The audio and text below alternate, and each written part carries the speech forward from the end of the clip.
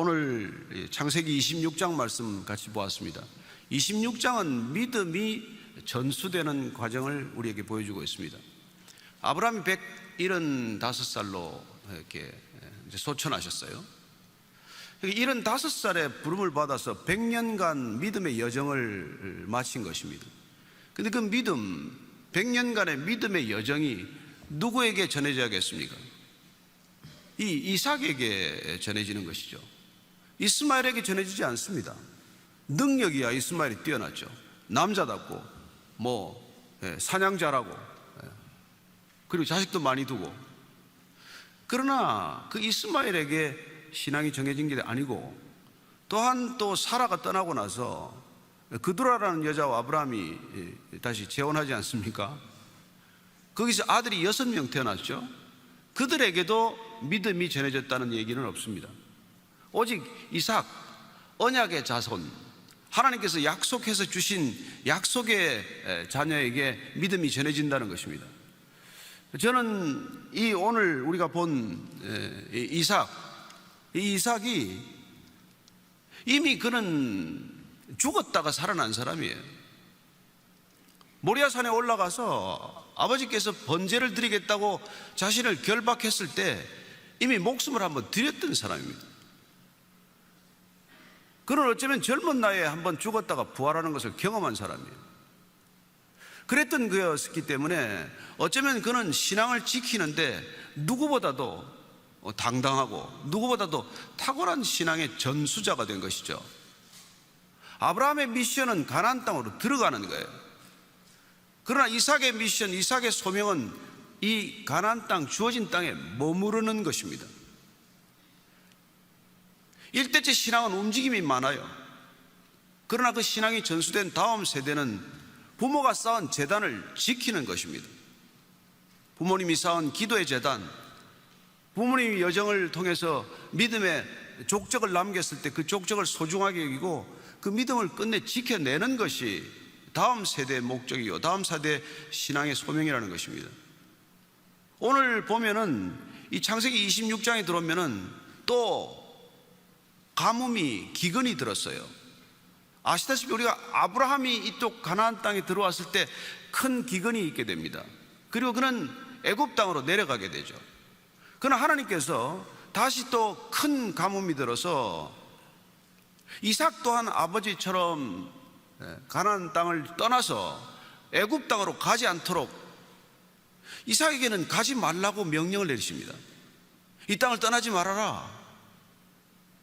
그렇습니다. 우리는 살기 위해서 장소를 옮길 때가 있어요. 그러나 우리가 믿음의 여정은 살기 위해서 우리의 장소를 옮기는 것이 아닙니다. 때로는 믿음 때문에 그 장소를 지켜야 할 때가 있고, 믿음 때문에 장소를 옮겨야 될 때가 있지만, 믿음 때문에 그 장소를 지켜야 하는 장소인지 아닌지를 분별하는 것은 대단히 중요한 영적 분별력이라는 것입니다. 내가 여기 과연 머물러야 하나? 여기를 떠나야 하나? 무한정 우리가 한 곳에 머무르지 않습니다. 어느 특정한 시점, 특정한 장소에 우리는 신앙의 여정을 펼쳐나가지만 과연 여기에 언제까지 머물러야 하나? 언제 떠나야 하나? 이걸 결정할 때 적어도 하나님께서 우리에게 떠나라고 하지 않으면 머물러 있는 것 아닙니까? 하나님께서 움직이라고 하면 움직이는 거 아닙니까? 출애굽한 백성들이 광야에서 40년간 전전하면서 배운 훈련, 신앙의 훈련은 무엇입니까? 하나님과의 동행 훈련 아닙니까? 구름 기둥이 발행하면, 불 기둥이 움직이면 그때 비로소 움직이는 것이죠. 구름 기둥, 불 기둥이 1년간 잠잠히 그 자리에 머물러 있으면 그 자리에 있어야 하는 것입니다. 그렇습니다. 그 광야 훈련이란 기본적으로 하나님과의 동행하는 훈련이었습니다. 또한 광야 훈련은 하나님의 성막을 늘 진중에 모시는 훈련 아닙니까? 어디를 움직이든 성막을 걷어서 가게 되면 12진 가운데 한가운데 진을 펴는 것 아닙니까? 따라서 그 훈련의 핵심은, 광야 훈련의 핵심은 하나님을 우리 삶의 중심에 모시는 것이죠. 늘 믿음이 우리 삶의 중심 축이어야 한다는 것입니다. 따라서 우리의 삶의 터전을 옮기고 그 자리에 정주하건 옮기건 신앙이 이유가 되어야 되고 믿음이 우리를 인도해 가야 한다는 것입니다. 믿음 때문에 어쩌면 그 자리에서 지키다가 그 자리에서 죽음을 맞아야 할 때도 있을 것이고, 어쩌면 다시 또 다른 믿음의 지경을 개척하기 위하여 지경을 옮겨야 할 때도 있지만, 그 모든 것들이 다 하나님께서 우리를 인도하시는 손길에 맡겨야 한다는 것입니다. 놀랍게도 하나님께서는 이삭에게 너는 기근이 왔다고 해서 이 땅을 떠나서는 안 된다고 말하고 있습니다. 그렇게 분명하게 얘기해 주면 얼마나 좋겠어요.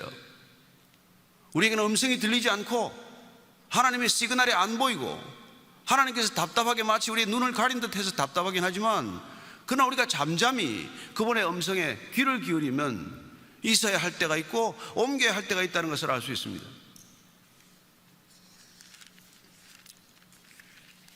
오늘 하나님께서는 이삭에게 왜 여기 있어야 하며 있어야 할 때 무슨 일이 있을 것인지를 다시 한번 언약하십니다. 아버지 아브라함에게 주셨던 언약, 그 언약을 대를 물려서 이삭에게 주기 위해요. 26장 2절, 3절, 4절을 보면 이렇게 언약하고 계십니다. 하나님께서 이삭과 맺은 언약을 다시 한번 읽도록 하겠습니다. 26장 3절 4절입니다. 이 땅에 거류하면 내가 너와 함께 있어 내게 복을 주고 내가 이 모든 땅을 너와 내 자손에게 주리라. 내가 내 아버지 아브라함에게 맹세한 것을 이루어 내 자손을 하늘의 별과 같이 번성하게 하며 이 모든 땅을 내 자손에게 주리니 내 자손으로 말미암아 천하 만민이 복을 받으리라. 이 땅에 머물러야 한다는 거예요. 너는 이 땅을 떠나서는 안 된다. 마치 쐐기가 박혀 있듯이 내가 이 땅에 박혀 있어야 한다는 거예요. 여러분, 쐐기는 움직이면 안 됩니다. 쐐기는 한번 박히면 그 박힌 곳이 쪼개질 때까지 있는 게 쐐기의 목적이에요. 옛날에 그 큰 바위를 여러분 어떻게 쪼갰다고 생각하십니까? 정말 뭐 집채만한 바위를 쪼개는데 무슨 뭐 기계가 없잖아요. 그러면 자그마한 구멍을 이렇게 뚫어가지고 거기에다가 쐐기를 박습니다. 일렬로 이렇게 쪼개고 싶은 부분에 쭉 일렬로 쐐기를 박아요. 그 쐐기를 박아놓고 그 자리에 계속 물을 붓습니다. 그러면 그 쐐기 나무가 불어나죠. 돌 안에 들어있는 그 쐐기 나무가 어떻게 돌을 깹니까? 그런데 신기하게도 그렇게 한 6개월씩 쭉 그렇게 물을 부어서 나무가 마르면 또 물을 붓고 그 쐐기 자리에 또 물을 붓고, 그러면 일렬로 서 있는 쐐기가 어느 날 그 큰 거대한 바위, 집채만한 바위를 쩍 갈라지게 쪼갠다는 것입니다. 여러분, 그리스도인지라는 그렇게 쐐기처럼 박혀 있는 존재예요. 때로는 하나님께서 거기 머물러라 하면 그 바위를 쪼갤 쐐기의 역할처럼 내가 거기 있음으로 그 있는 소명을 감당하는 것만으로 충분하다는 것입니다. 우리가 머물러 있기만 하면, 그리고 물을 붓듯 날마다 성령 충만하기만 하면 여러분이 머물고 있는 곳이 아무리 악한 곳이라도 바위처럼 쪼개질 줄로 믿으십시오. 우리가 기도했을 뿐인데, 우린 잠잠히 머물러 있었을 뿐인데, 그들과 다툰 것도 아니고 우리가 주장하고 고집하지 않았고 그들과 절대적으로 부딪히지 않았지만 쐐기와 같이 그 자리에 지켰을 뿐이지만, 놀랍게도 하나님께서는 그 한 쐐기를 통해서, 한 그리스도인을 통해서, 한 믿음의 사람을 통해서 하나님께서는 새 일을 행하신다는 것입니다. 얼마나 놀라운 일입니까? 그리스도인이란 얼마나 놀라운 존재입니까? 얼마나 경이로운 삶입니까? 정말 아무것도 없는 것 같은데 다 가진 자요, 무명한 자이지만은 유명한 자요, 하나님께서 택하여 세우신 사람들은 정말 이 땅에서의 사람들과는 비교할 수 없는 하나님의 능력을 경험할 줄로 믿으시기 바랍니다. 하나님이 부르셨으면 대책이 있으실 거 아닙니까? 여러분, 하나님이 부르셨으면 대책이 없이 부르셨겠습니까? 하나님께서 그냥 우리를 죽으라고 내버려 두듯 그렇게 부르셨겠습니까? 여러분이 하나님의 부르심에 응답했다면 하나님은 반드시 여러분을 처음부터 끝까지 책임질 줄로 믿으시기 바랍니다. 그리고 그분께서는 우리가 아무리 고장이 나더라도 고치는데 제한이 없다는 것도 기억하십시오. 여러분, 자동차를 만드는 회사에서 자동차 고치는 게 어렵습니까? 현대에서 무슨 차 만든 그 차 정비소에 가면은 여러분 아주 그냥 박살이 나서 토탈로스 직전까지 간 차도 말끔하게 고쳐놓더라고요. 어떻게 그렇게 고칩니까? 본인이 만들었으니까. 여러분, 하나님께서는 인간이 고장 나자마자 플랜 B, 컨틴전시 플랜 얼마든지 가지고 계십니다. 아담과 하와가 하나님을 정말 찬탈하고 반역하고 대적했지만 하나님은 그 즉시 플랜 B, 비록 에덴 낙원에서는 쫓아냈지만 그러나 어떻게 구원할지에 대한 계획은 여러분 아담을 지으실 때부터 가지고 계셨던 계획이라는 것을 기억하시기 바랍니다. 저와 여러분들이 어떤 길을 가든 하나님께서는 무한한 대응 방법을 가지고 계시고, 그리고 우리를 끝내 그분이 원하시는 곳까지 인도해 가실 것입니다. 저와 여러분이 믿음을 저버리지 않으면, 믿음의 길이 붙어 있기만 하면, 가지가 포도나무에 붙어 있기만 하면 그분께서는 반드시 저와 여러분을 통해서 열매를 맺을 것이고 그분께서 원하시는 곳까지 우리를 인도하실 것이라고 믿으시기 바랍니다. 얼마나 놀랍습니까? 얼마나 그분의 계획은 섬세합니까? 그렇습니다. 이삭이 지금 그냥 있기만 하면, 너는 그 자리에 있기만 하면 이 모든 땅을 내 자손에게 주리라 약속하십니다. 또한 아브라함에게 맹세한 것을 너와 더불어 이루어 나가겠다는 것이죠. 그렇습니다. 아브라함 언약은 이삭에게 전수되는 언약입니다. 우리가 아브라함의 자손이 되었다는 고백을 가끔 합니다. 왜요? 아브라함에게 주신 언약을 저와 여러분이 붙들었다면, 믿음으로 그 언약을 우리의 언약으로 받아들였다면, 그리고 우리가 그 믿음을 지키기 위해서 하나님께 순종한다면 하나님께서는 아브라함과 맺었던 언약, 이삭과 야곱과 맺었던 그 언약을 우리에게도 동일하게 이루어 가실 것입니다. 우리가 믿음의 길에 벗어나지 않으면, 그러면 내 자손에게 줄 뜻인데 내 자손으로 말미암아 천하 만민이 복을 받을 것이다. 여러분, 메시아 약속 아닙니까? 천하 만민이, 모든 백성들이 너로 인하여 복을 받을 것이다. 어제 우리는 여호와 일의 하나님을 만났습니다. 그분께서는 우리를 복이라고 말씀하셨습니다. 따라서 저와 여러분을 만나는 사람이 복된 사람인 줄로 믿으십시오. 아니, 복을 만났는데 복 안 받습니까? 여러분 만나면 다 복 받는 사람들입니다. 저와 여러분을 만나는 사람들이 복 받는 사람들이에요. 그게 아브라함의 언약 아닙니까? 너를 축복하는 자를 내가 축복할 것이고 너를 저주하는 자를 내가 저주할 것이라고 주님께서 약속하지 않으셨습니까? 우리 저주해서 잘 되는 사람이 어디 있겠습니까? 우리를 축복해서 안 되는 사람이 어디 있겠습니까? 저는 오늘 이 새벽에 나온 모든 이 연합장로교회 성도들 한 분 한 분들의 복된 삶을 통해서 여러분들과 만나는 모든 사람들이 복받게 되기를 축원합니다. 그냥 가다가 여러분 속으로 중얼중얼하고 가십시오. 너 복받아라, 너도 복받아라. 엘리베이터에서 만나면 너도 복받아라. 그러고 다니는 게, 왜? 우리가 복인이니까, 우리가 복 있는 사람이니까. 이삭이 그렇게 있기만 하면 하나님께서는 아브라함의 언약, 내 아버지와 맺었던 언약을 고스란히 내게 이루어 주겠다고 다시 한번 약속하는 것이죠. 이 언약을 가지고 있으면 여러분 다 가진 것입니다. 하나님은 언약으로 다가오셨고, 하나님은 말씀으로 다가오셨고, 하나님은 그분의 사랑으로 다가오시는 분입니다. 그분이 우리 안에 들어오시면 우리는 더 이상 목마르지 않습니다. 더 이상 불안하지 않습니다. 두렵지 않습니다. 여러분, 세상에 우리가 두려운 까닭은 우리가 하나님을 놓쳤기 때문에, 믿음이 흔들리는 까닭은 그분을 놓쳤기 때문입니다. 우리의 시선이 그분께 집중되어 있어야 하는데 시선이 딴 데를 바라본 것이죠. 마치 베드로가 풍랑이 있는 주님을 만났을 때 주님을 바라보면 빠졌습니까? 그러나 주님에게서 시선을 돌려 일렁이는 파도, 출렁거리는 파도를 보는 순간 그는 빠져들지 않았습니까? 우리의 믿음은 시선을 어디다 고정하는 것인가? 그게 우리의 믿음의 방향이고 믿음의 주소가 되는 것 아닙니까? 오늘 이삭이 보니까 정말 하나님을 전심으로 믿는 흔적들을 볼 수가 있어요. 그래서 그는 참으로 이 아버지 아브라함과는 달리 어떻게 보면은 평탄한 상황은 아니지만, 그러나 하나님께서 그에게 그가 원하는 것들을 다 이루어주는 것을 보게 됩니다. 그리고 그와 더불어 함께 하고 있다는 것을 구체적으로 믿지 않는 불신자들이, 믿지 않는 이방인들이 이삭과 함께하는 하나님을 통해서 하나님께 나아오는 것을 보게 됩니다.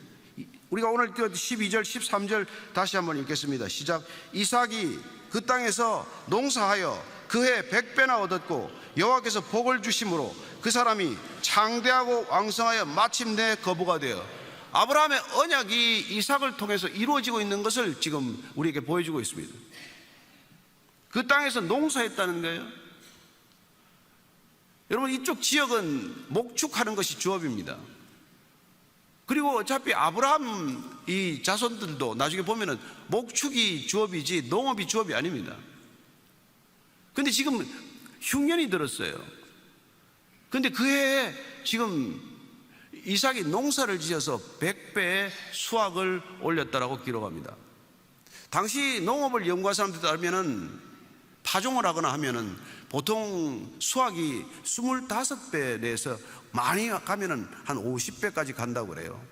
한 알에 나달을 심으면은 그런 정도의 수확량이 나온다고 합니다. 그런데 지금 이삭은 100배를 얻었다는 거예요. 하나님께서 특별하게 이삭에게 복을 베풀지 않았으면 이런 일이 가능하겠습니까? 이삭은 농사를 짓는 사람이 아닙니다. 농사를 지어보는 아버지 밑에서 농업 훈련을 받은 게 아니에요.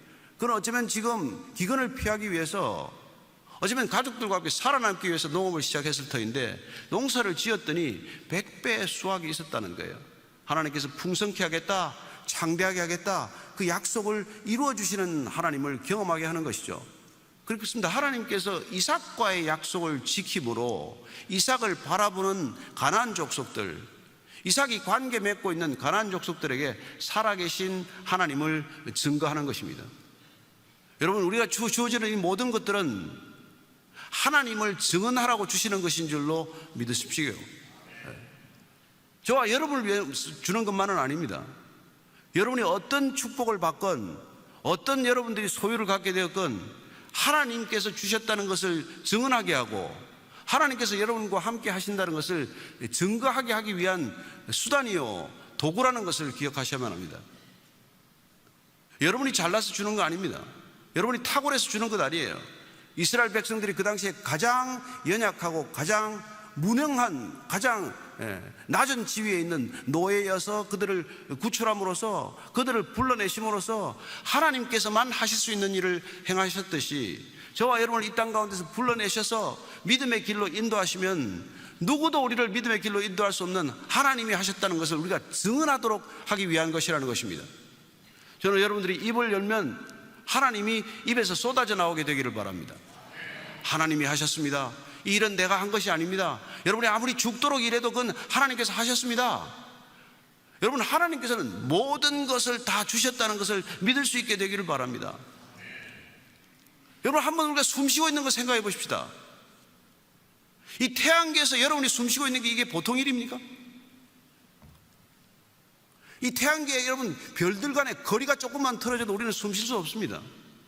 태양과 지구와의 거리가 이 정도에서 조금만 더 멀어져도 우리는 생존이 불가능합니다. 아니, 태양을 향해서 23.5도 기울어져 있지 않으면 우리는 아무것도 할 수 없습니다. 여러분, 우리가 숨을 쉬고 있는 것도 이 지금 공기 가운데 산소 포화도가 적당하기 때문에 지금 숨 쉬고 있는 것 아닙니까? 조금만 질소가 높아도, 조금만 산소가 부족해도 우리는 숨을 쉬고 살 수 없는 것이죠. 저와 여러분들이 호흡하고 있는 것, 이 자리에 서 있는 것, 이 모든 것들이 하나님께서 모든 것들을 준비해 주셨다는 것, 하나도 놀랍지 않습니까? 아무 감동도 없습니까? 그럼 생각하면 까무러쳐야 돼요. 기절해야 돼요. 어떻게 그러실 수 있습니까? 파도의 경계가 조금만 여러분 더 들어오면 어떻게 됩니까? 도시가 다 물에 빠지지 않습니까? 하나에서 10까지 우리가 생존할 수 있도록 하나님께서는 모든 기반을 다 만들어 주셨습니다. 여러분들의 머리끝에서부터 발끝까지 하나님께서 손길이 미치지 않은 곳이 없습니다. 우리가 입고 있는 옷이든 우리가 쓰고 있는 안경이든 이 모든 것들이 다 하나님께서 주셨다는 것을 우리가 안 느끼기 때문에, 모르기 때문에, 부인하기 때문에 우리만 고달파지는 것이죠. 얼마나 힘들게 사십니까? 얼마나 외롭게 사십니까?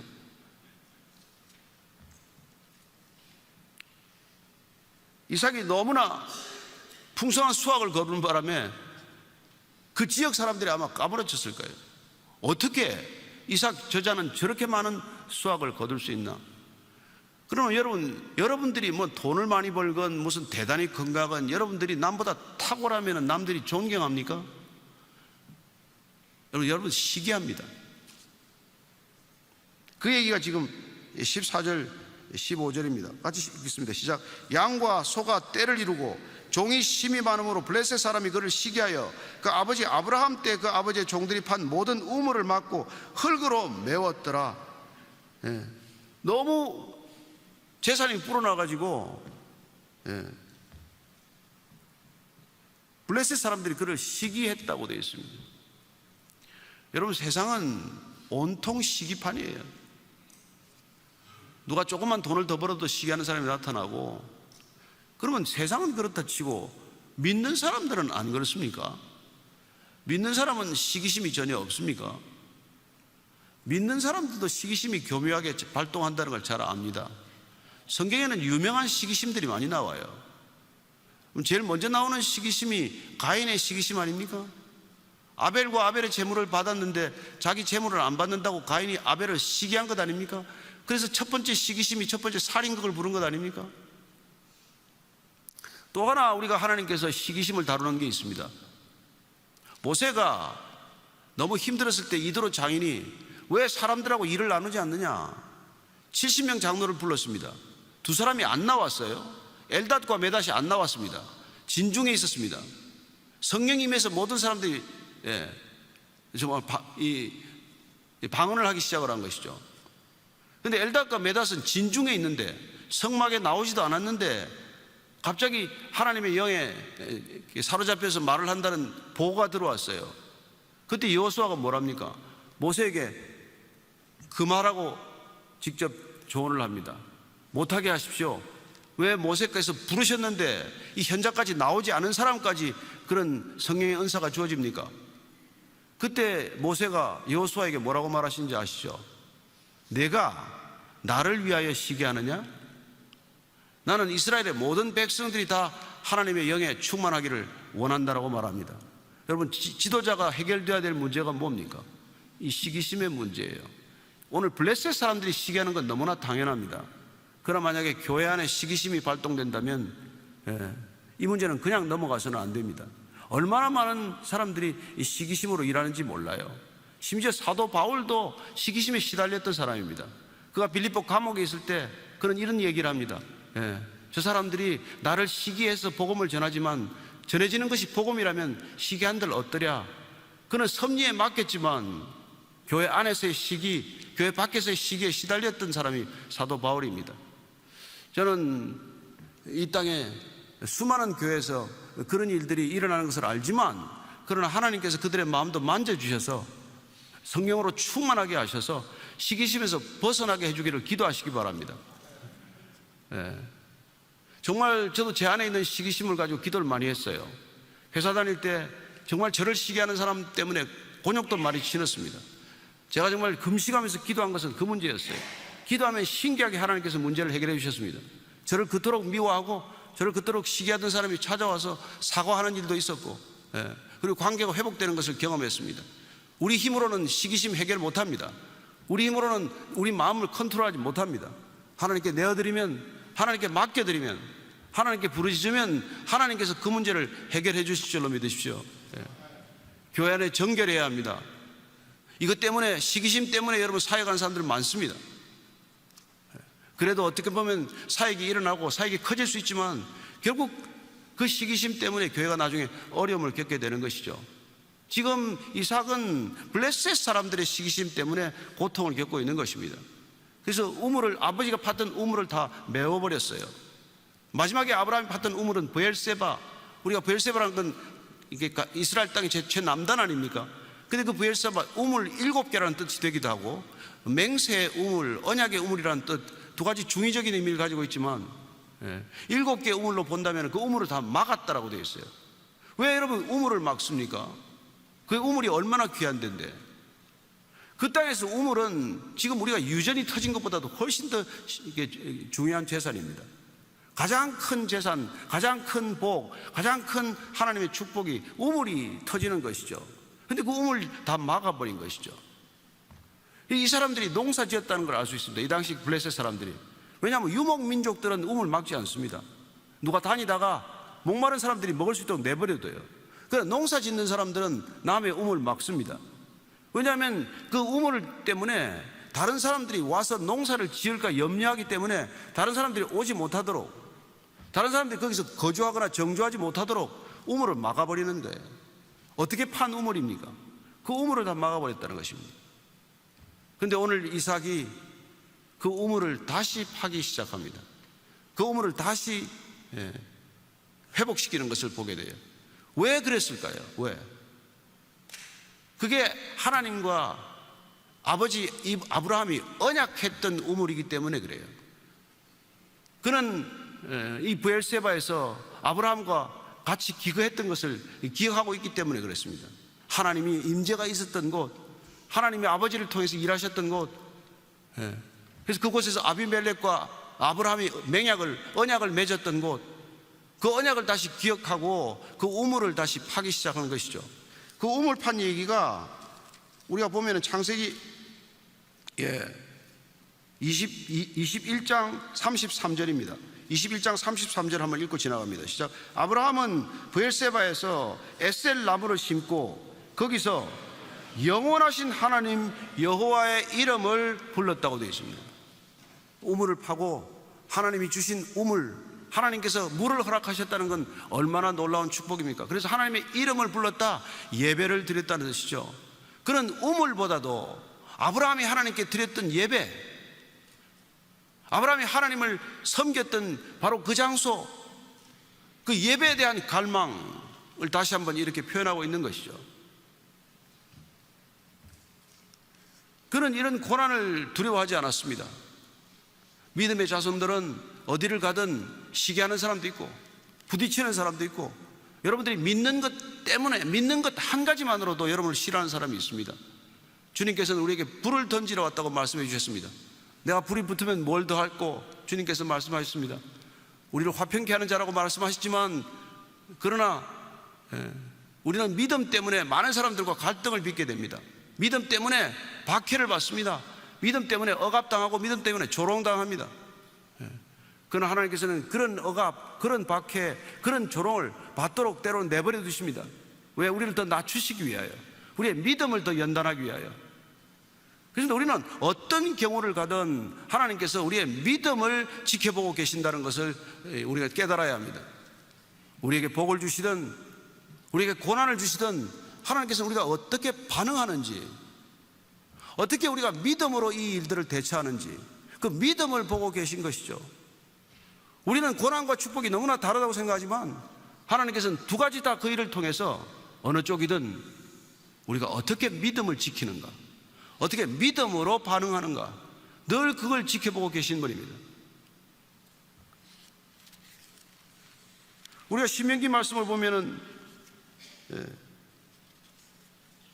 주님께서 8장 16절 말씀입니다. 같이 한번 읽습니다. 시작. 내 조상들도 알지 못하던 만나를 광야에서 내게 먹이셨나니 이는 다 너를 낮추시며 너를 시험하사 마침내 내게 복을 주려 하심이었느니라. 왜 시험 주셨다고요? 왜 고난을 주셨습니까? 마침내 복을 주기 위하여. 여러분이 지금 고난 중에 계십니까? 마침내 복을 주기 위한 고난이라는 것을 믿으십시오. 우리는 마침내 복을 받게 됩니다. 지금 낮아졌습니까? 지금 낮추고 계십니까? 시험하고 계십니까? 먹을 게 부족합니까? 마침내 복을 주기 위하여 그 일을 하고 계신다는 것이죠. 따라서 우리는 고난이 축복이라고 섣불리 말하는 걸 들으면 이해는 못하겠지만, 그러나 하나님께서는 그 고난이 위장된 축복이요, 장차 올 축복과 비교해서 이 고난은 능히 비교할 만하지 않다는 것을 말씀해 주고 있지 않습니까? 16장 16절입니다. 같이 읽습니다. 아비멜렉이 이삭에게 이르되 내가 우리보다 크게 강성한 적 우리를 떠나라. 여러분, 우물을 막고 그렇게 박해하면서 떠나라고 지금 얘기하고 있는 것이죠. 이쪽 지역에서 우물을 막는 것은 두 가지 뜻입니다. 하나는 전쟁하겠다는, 싸우겠다는 의사표시예요. 또 하나는 더 이상 같이 동거하지 않겠다는 그런 표시입니다. 지금 이삭에게 떠나라고 말하는 이유가 뭡니까? 강해졌기 때문에 떠나라는 거예요. 저는 우리가 이것도 은혜 받는 대목이라고 생각합니다. 여러분, 힘이 없어 쫓겨가는 게 아니에요. 너무 강해서 같이 못 있겠다는 거예요. 저는 제가 보스턴에서 교회가 시작이 될 때 이렇게 지금 여기 오지 말라고 이렇게 밀어내는 분들이 계셨어요. 안 왔으면 좋겠다고. 왜냐하면 강해 보이니까. 저 교회가 들었으면 우리가 안 될 것 같으니까. 절은 아무 관심이 없어요. 모스크도 아무 관심이 없어요. 교회만 교회를 못 들어오게 하더라고. 근데 여기 와보고 깜짝 놀랐어요. 이 거리가 전부 철치 스트리트만. 얼마나 보기 좋습니까? 여러분 장충동 가면 전부 족발집들 아니었습니까? 아니 같이 모이면 더 잘 되는 거 아닙니까? 왜 들어오면 그렇게 싫어합니까? 그러다가 그게 누구한테 팔리는데, 저는 여러분들이 우리가 형제라는 것, 자매라는 것, 주님의 같은 자녀라는 것, 하나님의 친백성이라는 것, 한 가지 정체성만 분명하면 옆에 오건 먼 데로 떨어지건 그렇게 시험에 들지 않을 것입니다. 그래도 하여튼 이 교회가 제일 크니까 부러워는 하겠죠. 시기는 안 할 줄로 믿습니다. 여러분들이 손을 펴야 돼요. 여러분 교회만 섬기면 시기심을 받겠지만 같이 연합하고 같이 나누고 같이 기뻐하고 같이 힘들어하고, 그게 교회 아닙니까?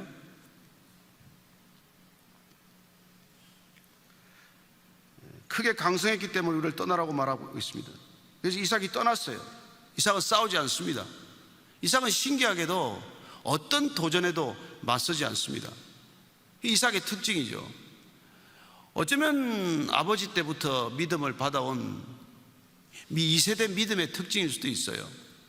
저는 이제 우리 집안에서 처음 예수 믿은 사람이니까 제가 저를 어느 정도 압니다만, 제 주변에는 이제 목사님의 아들들이 많습니다. 보면은 달라요. 보면 다릅니다. 믿음의 뿌리가 깊고, 어떻게 보면 때로는 어떻게 저걸 견디나, 저걸 어떻게 참나. 근데 처음부터 그렇게 참아왔어요. 그래서 아까 기도하실 때 모세의 온유함이 지면에 성했다고 말씀하시는 것처럼, 그 어렸을 때 온유함이 몸에 배어서 부딪히지 않는 체질이에요. 근데 우리는 부딪히는 체질이에요. 어딜 가나 부딪혔어요. 이 교회하고는 안 부딪힐 겁니다. 그래서 지금 그곳에 지금 내려갔는데, 거기서 지금 이제 이 일이 터진 거예요. 17절 18절입니다 시작. 이삭이 그곳을 떠나 그랄 골짜기에 장막을 치고 거기 거류하며 그 아버지 아브라함 때 팠던 우물들을 다시 팠으니, 이는 아브라함이 죽은 후에 블레셋 사람이 그 우물들을 메웠습니다. 이삭이 그 우물들의 이름을 그의 아버지가 부르던 이름으로 불렀더라. 놀랍게도 그는 아버지가 불렀던 이름으로 다시 브엘세바 이 우물들을 다 회복합니다. 다시 아버지의 신앙의 자리를 회복한 것이죠. 어떻게 보면 다시 아버지가 예배를 드렸던 예배가 회복되는 것을 그렇게 경험하게 되는 것입니다. 19절 20절 21절입니다 이삭의 종들이 골짜기를 파서 샘 근원을 얻었더니 그랄 목자들이 이삭의 목자와 다투어 이르되 이 물은 우리의 것이라 하며, 이삭이 그 다툼으로 말미암아 그 우물 이름을 에색이라 하였으며, 또 다른 우물을 팠더니 그들이 또 다툼으로 그 이름을 신나라 하였으며. 그렇게 우물을 파면 우물이 나오기 시작을 하면 또 와서 이렇게 또 못 살게 구는 것이죠. 그래서 첫 번째 이름을 신나라고 짓게 됩니다. 에색이라고 짓게 됩니다. 에색은 서로 다투었다는 뜻이죠. 다툼이라는 뜻입니다. 그 우물 때문에 다툰 거죠. 물이 터졌는데 서로 기뻐하는 게 아니라 물 때문에 서로 다투게 되었다는 거예요. 그래서 이삭은 그 다투는 우물을 두고 옮겨갑니다. 여러분, 우물을 두고 옮겨가기가 쉽습니까? 그 우물을 두고 그냥 돌아서기가 얼마나 어려운 결정이에요. 그런데 이상하게 이삭은 어려워하지 않습니다. 왜 그렇습니까? 다시 옮겨가더라도 하나님께서는 물을 주실 것이라는 믿음이 있기 때문입니다. 그래서 믿음은 여유가 있습니다. 믿음은 화해할 수 있습니다. 믿음은 용서할 수 있습니다.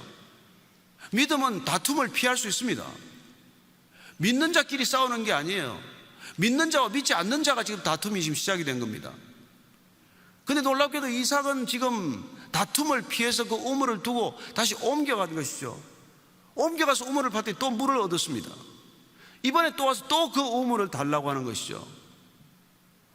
그래서 그 우물을 신나라고 말합니다. 여러분, 신나의 어원은 사탄하고 같은 어원입니다. 대적이라는 뜻이에요. 다시 대적들을 만난 것입니다.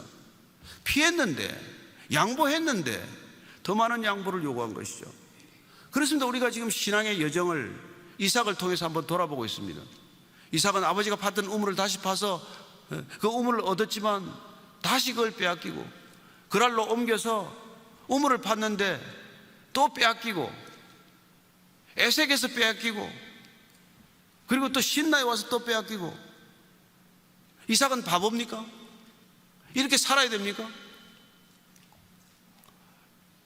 여러분, 이삭은 그런데 이렇게 빼앗기는 것에도 굴하지 않고 비굴해지지 않고 손 털고 가는 겁니다. 여러분, 이 대목에서 우리가 신앙은 과연 당하기만 하는 건가? 우리 믿음의 사람들은 늘 손해만 봐야 하는가? 이런 아마 갈등이나 의문이 생길 것입니다. 하나님 믿는다는 사람이 이렇게 손해볼 때, 부당한 일을 겪을 때 그냥 침묵해야 하나? 여러분, 야곱하고 이삭은 전혀 다르다는 걸 잘 알죠. 어쨌건 지금 2세대 믿음, 이삭의 믿음은 부딪히지 않는 믿음이에요. 늘 양보하는 믿음입니다. 그래서 에색도 뺏기고 신나도 뺏기고, 근데 놀라운 반전이 일어난다는 것입니다. 저 사람은 늘 손해만 보는 사람인 줄 알았는데, 언제까지 저렇게 손해만 보고 늘 갈등을 피하는 사람인 줄 알았는데, 그가 드디어 어디에 이르게 됩니까? 그게 22절 말씀입니다. 같이 읽습니다. 시작. 이삭이 거기서 옮겨 다른 우물을 팠더니 그들이 다투지 아니하였으므로 그 이름을 르호봇이라 하여 이르되, 이제는 여호와께서 우리를 위하여 넓게 하셨으니 이 땅에서 우리가 번성하리로다 하였더라. 아멘. 다툼도 피하고 대적들과도 싸우지 않고, 그리고 그곳에서 다시 옮겼더니 하나님께서 넓은 곳을 만나게 하셨다는 거예요. 이게 여러분 이삭의 믿음의 여정을 압축해서 보여주는 그림입니다. 어쩌면 많은 그리스도인들의 믿음의 여정과도 겹치는 부분이에요. 밀리고 또 한직으로 밀려나고 또 한직으로 쫓겨나고, 근데 어느 날 하나님께서 넓은 곳으로 인도하셨다는 것입니다. 저는 여러분들이 믿음의 여정에서 겪는 갈등을 때로는 이렇게 소화할 수 있게 되기를 바랍니다. 양보하고 또 양보하고 손해보고 또 손해봤는데 하나님께서 마지막에 얼마나 넓은 곳을 주셨는지 더 이상 다툴 필요가 없는 곳에 이르게 하셨다는 것입니다. 여러분, 그렇게 궁극적으로 우리가 가야 할 르호봇, 그게 우리 신앙의 목적지라는 것을 기억할 수 있게 되기를 바랍니다. 그 르호봇이 여러분 어디입니까? 새하늘과 새 땅이에요. 하나님께서 약속하신 곳입니다. 우리는 그곳을 향하여 가는 사람입니다. 이 땅은 어디를 가나 에색입니다. 이 땅에서는 어디를 가나 신납니다. 우리는 거기에 목숨을 걸지 않습니다. 달라는 사람 주고, 속이는 사람 쏘아주고, 빼앗는 사람 빼앗기고, 그렇게 가면 우리는 궁극적으로 르호봇, 하나님께서 마련한 넓은 곳에 이를 줄로 믿으십시오. 저는 제 짧은 신학의 여정이지만은 제가 만난 르호봇 얘기를 잠깐 드리고자 합니다. 제가 이게 47살에 예수님을 믿게 되었는데, 직장에서 한참 일이 많을 때예요. 언론사에 부장을 5개를 도는데 예수 믿고 나니까 점점 어려워지는 일이 생깁니다. 그렇게 이제 자주 봤던 이제 뭐 이른바 촌지라는 것도 안 받으니까 때로는 점심 먹을 돈도 없어요. 그래서 점점 이제 한직으로 밀려가는 겁니다. 믿음을 지킨다는 게 여러분 쉽지 않습니다. 직장에서 거짓말하고 살지 않는다는 게 얼마나 어려운지 모릅니다. 월급만 가지고 산다는 게 여러분 쉽지 않아요. 근데 그렇게 3년쯤 지나고 나니까 어느 날 니고데모 같은 친구가 찾아왔어요. 정말 어렵고 힘든 일을 상의하는 겁니다.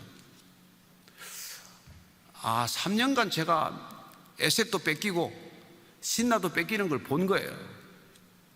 그런데 한 번도 표정이 변하지 않고 화내지 않고 늘 밝은 표정으로 또 기도하면서 또 찬양하면서 그렇게 살아가면 하나님께서 반드시 그 믿음의 넓은 지경에 이르는 것을 누군가에게 증언하는 기회를 만드신다는 것입니다.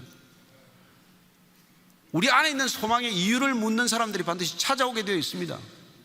여러분의 아들들이 무슨 아이비리그에 가고 투자한 게 대박이 나고 그래서 여러분들한테 찾아오는 사람이 필요 없습니다. 여러분들이 어려움을 겪는데 정말 되는 일이 하나도 없는데 어떻게 여러분들이 그렇게 되는 일이 없는데도 얼굴이 평안하고 표정이 변하지 않는지를 궁금하게 여기는 것입니다. 여러분이 잘 돼서 전도가 되는 게 아니에요. 하나님께서는 때로는 여러분들 더 어려운 길로 인도하시겠지만 여러분들이 손해보고 그리고 인내하고 그리고 참고 믿음을 지키면 반드시 세상 일에서 모든 것을 다 가졌다고 하나 아무것도 없는 사람이 찾아오게 되어 있어요. 저는 여러분들이 그분들을 위해서 여러분들 신앙을 지키고 있어야 한다고 믿는 것입니다. 여러분들이 믿음을 지키고 있으면 그런 일이 반드시 일어나게 되어 있습니다. 여러분들이 르호봇이 이런 걸 그분들은 알고 있기 때문에 저 마음 가운데 있는 르호봇, 세상에 누구도 비집고 들어갈 틈이 없는 게 세상입니다. 그러나 하나님을 만난 사람은 그 마음이 르호봇이에요.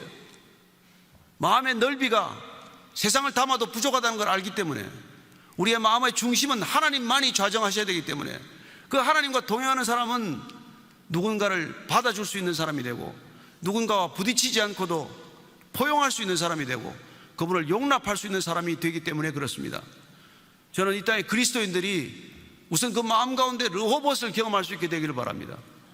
가지고 가져서가 아니라 뺏기고 뺏겨도 어렵고 힘들어도 주님께서 우리를 그 넓은 곳으로 인도하셨다는 믿음의 간증을 갖고 사시게 되기를 축원합니다.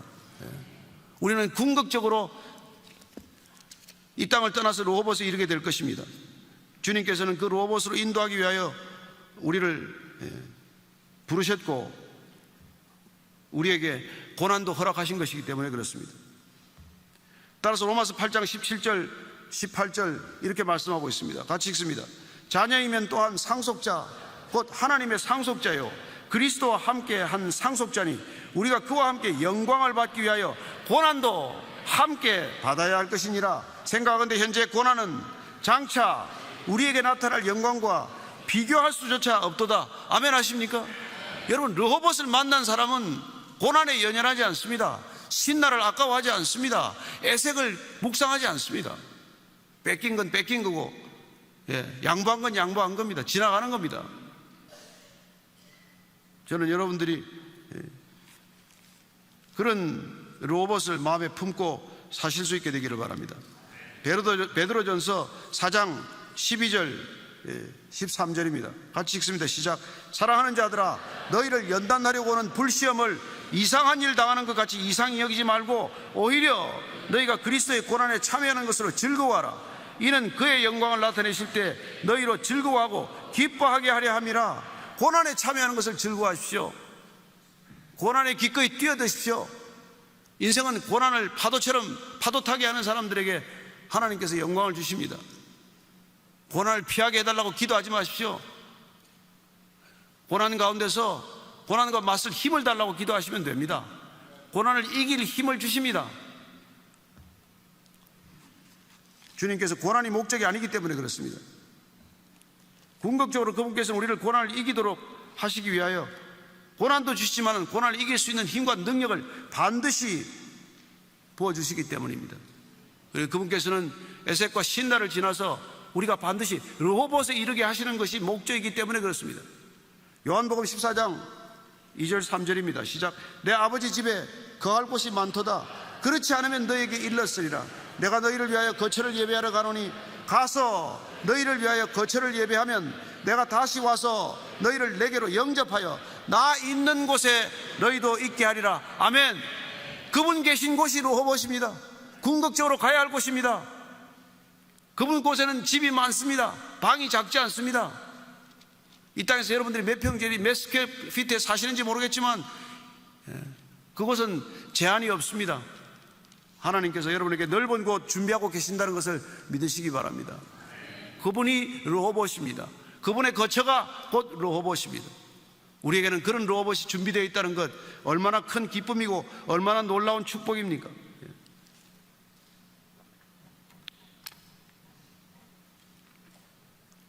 로마서 12장 읽고 기도하도록 하겠습니다. 12장 18절에서부터 21절까지 한 목소리로 같이 읽습니다. 시작. 할 수 있거든 너희로서는 모든 사람과 더불어 화목하라. 내 사랑하는 자들아, 너희가 친히 원수를 갚지 말고 하나님의 진노하심에 맡기라. 기록되었을 때 원수 갚는 것이 내게 있으니 내가 갚으리라고 주께서 말씀하시니라. 내 원수가 줄이거든 먹이고 목마르거든 마시게 하라. 그리함으로 내가 숯불을 그 머리에 쌓아놓으라. 악에게 지지 말고 선으로 악을 이기라. 아멘. 악으로 악을 못 이깁니다. 악한 자들과 악한 방법으로 싸워서 악을 못 이깁니다. 악을과 악과 싸우다가 악에게 지는 것입니다. 이기는 방법은 단 하나입니다. 선으로 악을 이기라고 말씀하십니다. 애색을 내어주라고 말씀하십니다. 신나도 뺏겨도 상관없다고 말씀하십니다. 내게는 르호봇이 있으니까 안심하라고 말씀하십니다. 우리 모두에게는 르호봇이 있다는 것을 믿으시기 바랍니다. 넓은 곳, 제한이 없는 곳, 더 이상 부족하지 않은 곳, 그것이 우리에게 준비되어 있기 때문에 우리는 이 땅에서 고난을 견딜 수 있고 어려움을 견딜 수 있고 힘든 상황을 참을 수 있는 것입니다. 인내하십시오. 조금만 더 참으십시오. 죽을 것만 같습니까? 르호봇이 앞에 기다리고 있습니다. 한 발자국만 더 가면 르호봇이 있다는 것을 믿으시기 바랍니다. 기도하겠습니다. 하나님 아버지, 주님, 이 땅 가운데 우리가 수많은 갈등과 어려움과 시기심을 겪고 살아가지만 하나님께서 우리에게 반드시 르호봇을 약속해 주셨습니다. 더 넓은 곳, 가장 넓은 곳, 더 이상 다툴 필요가 없는 곳, 그곳에서 기다리고 계신 주님을 날마다 바라보게 하여 주옵소서. 이 땅의 모든 성도들이 하나님 마음속에 르호봇을 품고 살다가 주님의 마련해 주신 르호봇을 이룰 수 있도록 축복하여 주옵소서. 예수님 이름으로 기도합니다. 아멘.